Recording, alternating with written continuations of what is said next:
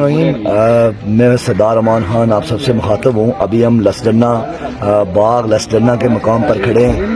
یہ خوبصورت جگہ جو سیاحوں کی آنکھوں کا مرکز رہا ہے ہمیشہ سے.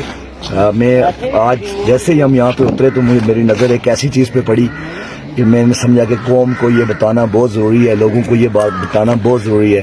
اگر آپ پیچھے کر کے یہ نقشہ دکھائیں, یہ ایک نقشہ ہے جو پاکستان کا نقشہ ہے پورا, اور اس نقشے میں انہوں نے پورا نقشہ یہاں پہ چپسا کروایا گیا. یقیناً ایک پس پشت ایڈمنسٹریشن کی طرف سے کروایا گیا ہوگا, کیونکہ سامنے والی ایڈمنسٹریشن کو تو یہ بھی نہیں پتا کہ نقشہ کون سا ہوتا ہے, نقشہ ہوتا کیا ہے.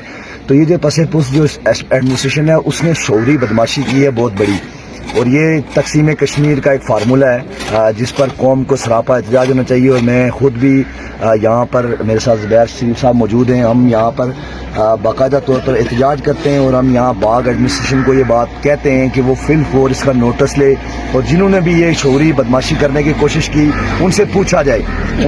یہ دیکھیں آپ کے نقشے میں انہوں نے یہ جو ریجن ہے پاکستان کے خود ساختہ میپ کے اندر, یہ جو ریجن ہے یہ بیسیکلی طور پر جموں کشمیر ہے, اسٹیٹ آف جموں کشمیر ہے, اور یہ گلگت بلتستان کا ایریا ہے جسے پاکستان شو کیا گیا اس نقشے کے اندر. یہ دیکھیں آپ کشمیر کا فلیگ, انہوں نے آزاد کشمیر کی پٹی اور ہندوستانی مقبوضہ کشمیر یعنی پاکستانی مقبوضہ کشمیر کی پٹی اور ہندوستانی مقبوضہ کشمیر کی پٹی کو جو ہے علاقے کو انہوں نے کشمیر کے میپ کے اندر شو کیا, جبکہ گلگت بلتستان کو جو ریاست جموں کشمیر کا حصہ ہے, قانونی حصہ ہے, آئینی حصہ ہے, جو ریاست جموں کشمیر کا تاریخی حصہ ہے, اس کو انہوں نے کاٹ کر اسے پاکستان واضح کیا ہے. یہ میں باغ ایڈمنسٹریشن سے یہ بات کہنا چاہتا ہوں, اگر آپ اس کو نہیں ٹھیک کریں گے تو ظاہر ہے کل ہم جیسا کوئی بھی باشعور نوجوان اگر یہاں پہ آئے گا تو وہ جب اس طرح کی شعوری بدماشی دیکھے گا تو یقیناً اسے اتار کے پھینک دے گا.